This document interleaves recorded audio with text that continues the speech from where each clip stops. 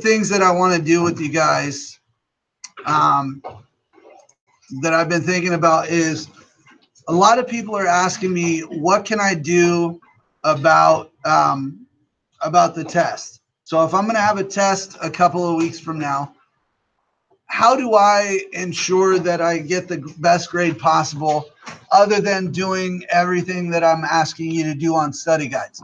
So one of the approaches that you want to have to study guides in general is you're not going to see that exact question, obviously, on the test, but you're going to see something similar. So you want to focus less on getting the actual answer and more just how it works. So the first two questions that I'm going to go over with you aren't exactly something that's going to be on the quiz itself, but they're just kind of mental exercises to go, okay, let's step through this and figure out how it works.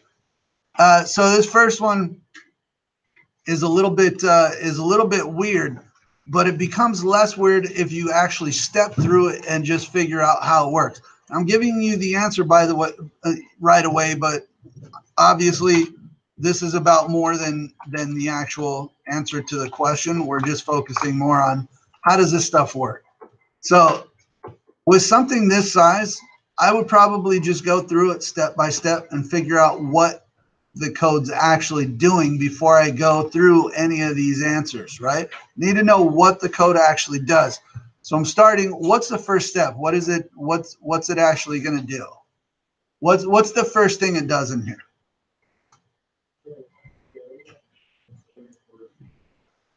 I can go down line by line, right? I can say, okay, scanner, it's not really doing anything yet, but I know we have a scanner object, so I'm going to take user input eventually. Then I say here, oh, I'm creating a string array that's 5 words long. Okay, so I'm creating 5 string array. All right. Second one is a second array that's half the size of the first one. Correct.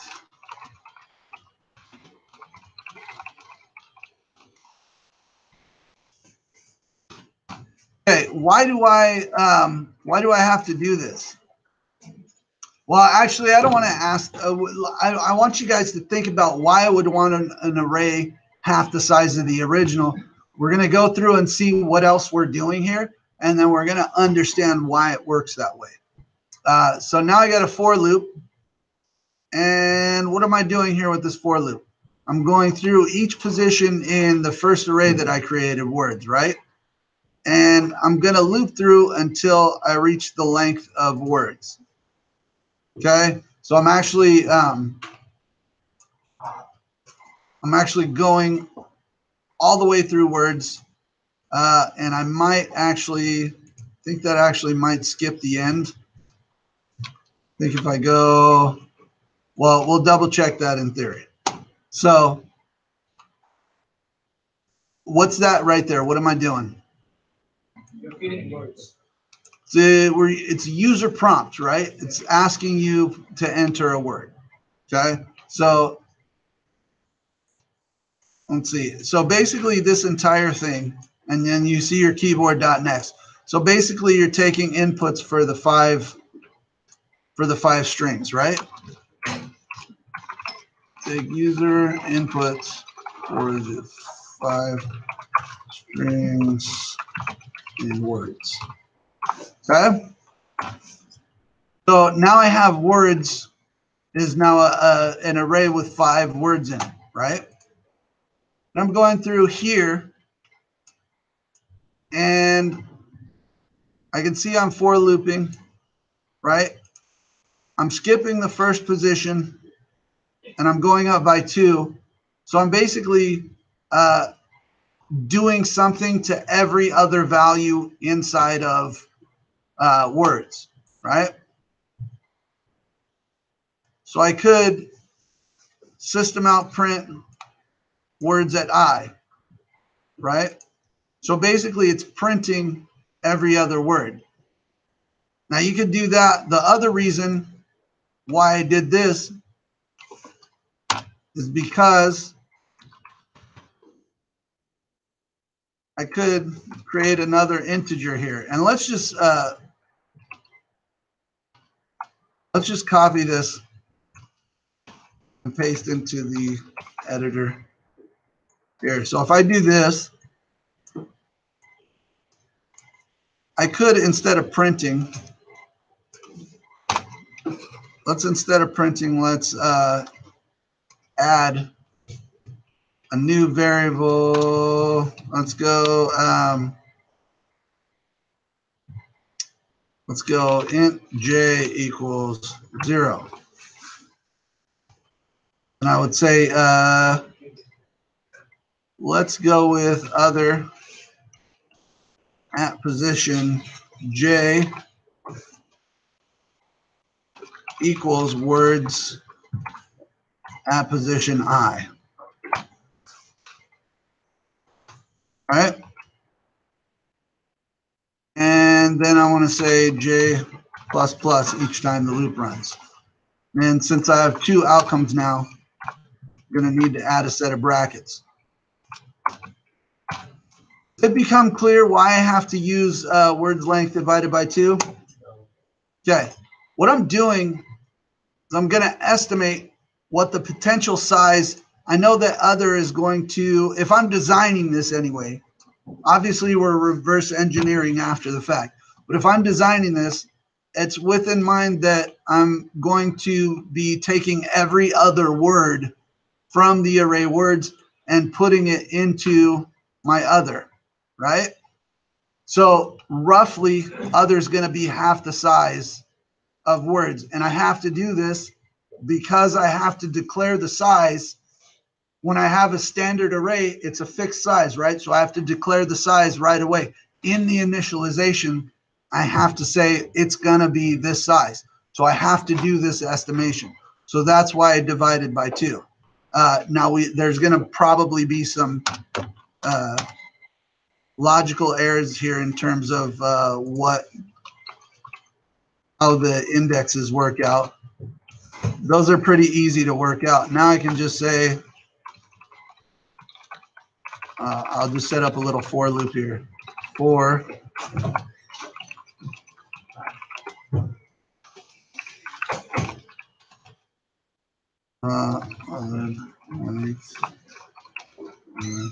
plus, and then each time that runs,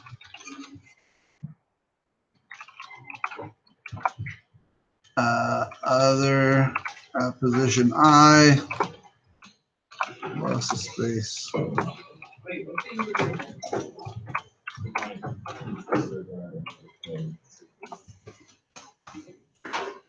Let's see. So I printed B and D. B, D, every other one. I have 4. And it prints every other one. Now, why does it only ask me for 4 when my size is 5?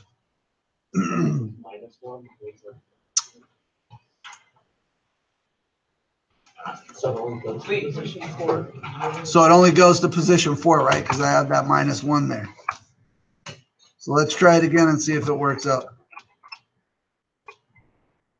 It only prints B and D, right? So it actually works out. It's half the size, but I'm starting B, and then I print D, and there's not another one, right? There's not another every other. So it's going to be, so if I put this to 6, it will print 3.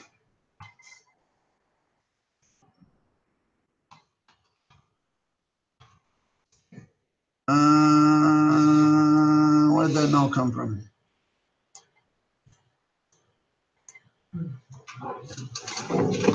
All right. So either way, this is how you want to think about those things. Okay, well, why did he do this here? Like, if you go through everything, you want to ask yourself, okay, why did this guy do this here? Why does this look like this? What does the code actually do? So if we did another one, right, let's just go through it. What does this code actually do? If you try to just answer that straight off, it might seem a little cumbersome. But if you just go through the steps and figure out the individual steps, you can get an overall picture of what the program's doing, right? So what's the first thing we do here? Yep, declare new int array, and it's 5 containers. What's the second step? Yeah, so I'm going through the entire array and I'm filling each slot with random integers from 1 to 100. Fill array with random.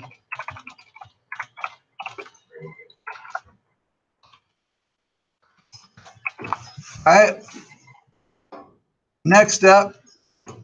What am I doing there? Yeah, for each. So this is the enhanced for loop. For each num and numbers, I'm going to print out that number. So I'm printing all the values in the original array. Okay. Then what am I doing? So if I go, I'm again looping through all the numbers in the array numbers, right? I'm looping through each value, starting at 0, going to the length, going up by 1. So I'm getting each one. What am I checking for here? We're checking to see if each value is divisible by 5.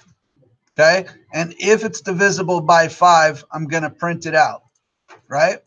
So the way that works is if modulus again returns the remainder of the division between the left number and the right number. If there's no remainder, that means that there's an even division, right? So if this is essentially saying if there's an even division, I'm going to print out. So all this code here essentially breaks down to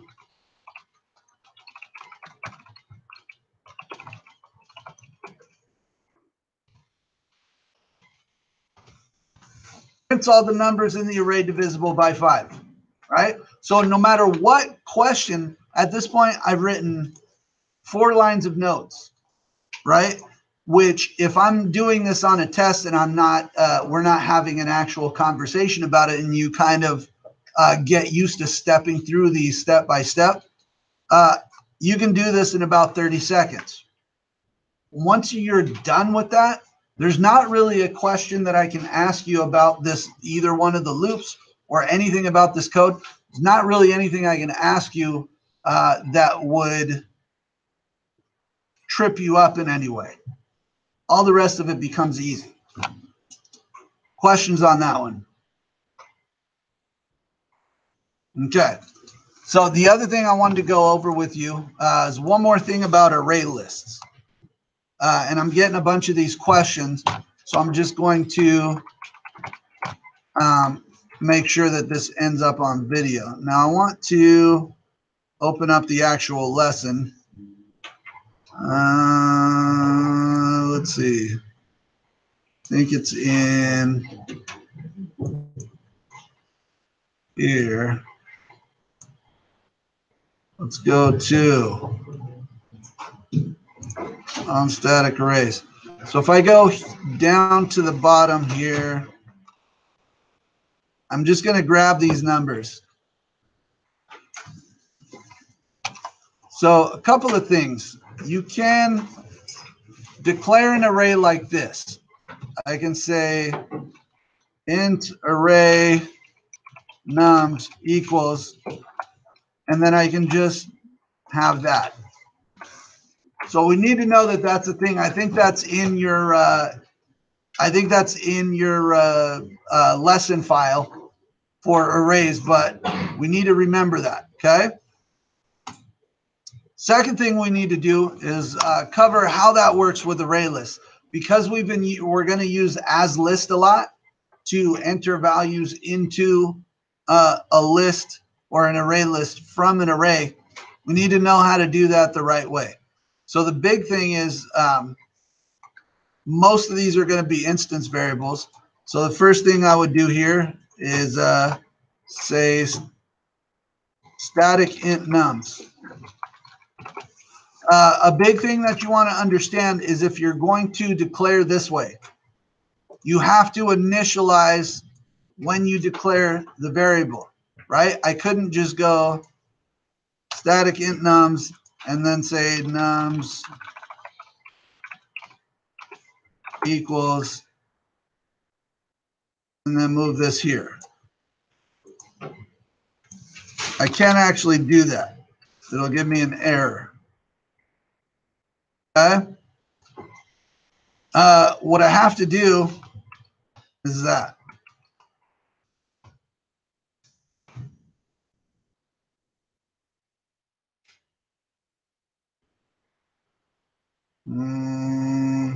Oh, there we go.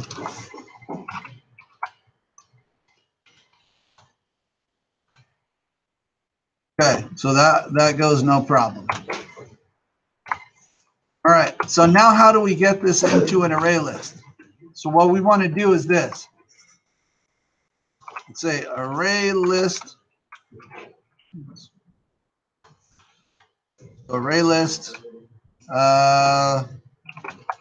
of integer objects. Call that numbers. Let's just do this. And then we'll say numbers equals new array list of integer objects. And then inside, we're going to put arrays as lists. We're going to put numbers. Wait, no, which one is it? Nums.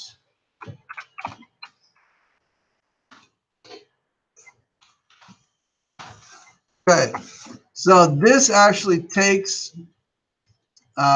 this guy and turns it into a list. And then that's what we set our array list or the value of our array list equal to.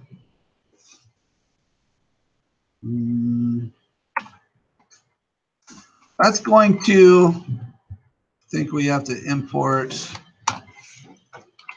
or until array lists and import Java util arrays. I don't want to import. I want to import. And then I think that will, and then I got to change this to static. Okay, there's one error. There's one more error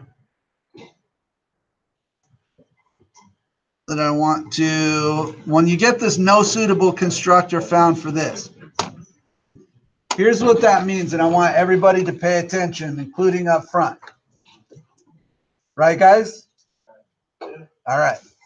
So the reason this is giving me this error is because I have an array full of ints, but I think we discussed in the lesson that array lists only take objects. They don't take primitive data.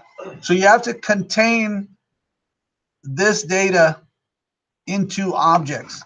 And the way that do that is super simple. We just change the int to capital integer. So now you have an array, you start with an array of integer objects. Then it works just fine. And the cool thing about array lists also, one more thing, is that unlike arrays, we can actually just print them directly. Does that make sense?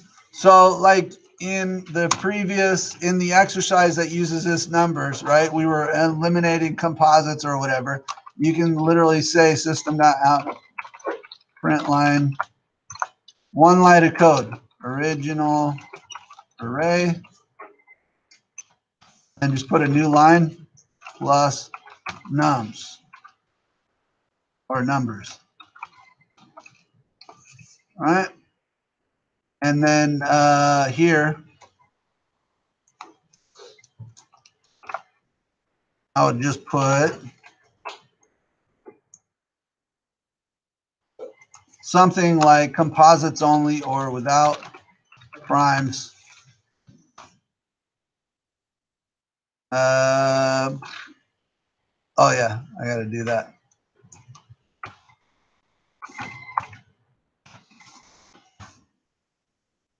All right, so obviously the without primes part would be a different array when you get done doing all the programming, but that's essentially how your main method will work. So you would actually do something like this, then you would print the original array, and then you would do, you would run remove primes, right, and then print that out. Questions on that one, guys? All